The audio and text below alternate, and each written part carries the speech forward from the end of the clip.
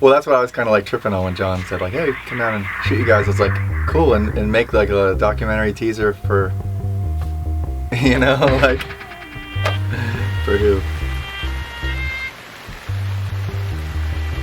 I've probably been on a long 10-year hiatus of writing music.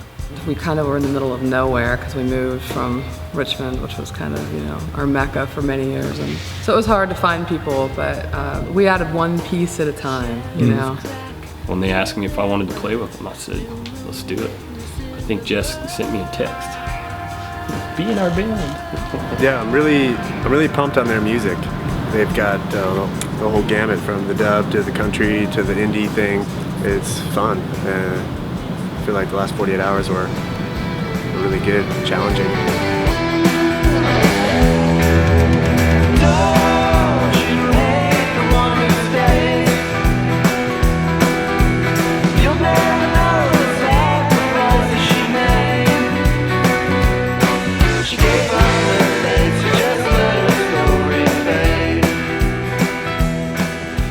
I started a new job 3 years ago, and I met Bryan on the first day, and immediately we realized we were about the same age, grew up playing similar music in bands, doing the same thing, skateboarding, and so I think naturally it just happened.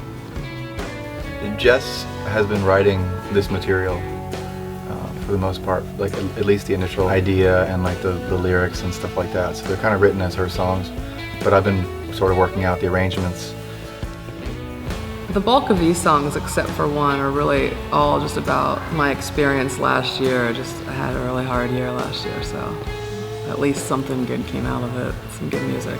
It seems like everybody in the band understands too, but these are pretty personal songs. So. Gnarly! Like an old window came down on my finger. Lost the tip of it. Me and Bryan play soccer together. Went for the ball. And the dude fell on me, broke my collarbone in two. Now it's a titanium plate there. That's kind of hard. You ever get stopped at the airport? I don't know, I haven't figured that out yet. I think they'll wand me, beep, beep, beep. They'll go off. I'm more machine than man. Jess and I and Jason, the three of us kind of started working on stuff about a year ago. Mark joined, so we had a bass player, so we were practicing sort of without drums, and Jason knows Stuart from previous bands, and so it was kind of like he was always an option, but we were kind of, you know, sort of tentative to ask him because it was like, he's not going to want to do it. He's a really good drummer and plays with a lot of different people, and he loves recording, so he was like really excited by the idea of coming down here and doing this. So I think this, in a way, kind of sealed the deal, you know. Charkitecture.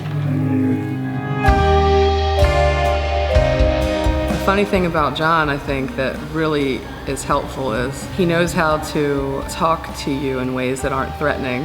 You come in here with all these ideas about how things need to be, and he hears the potential and things that you haven't thought of, and he's great at getting you to understand that without making you feel like everything needs to change.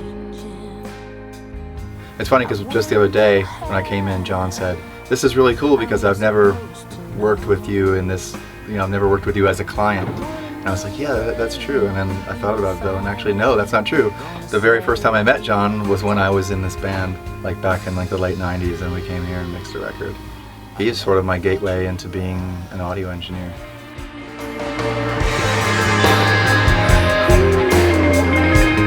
It's definitely got a lot of country influence, certainly rock and roll.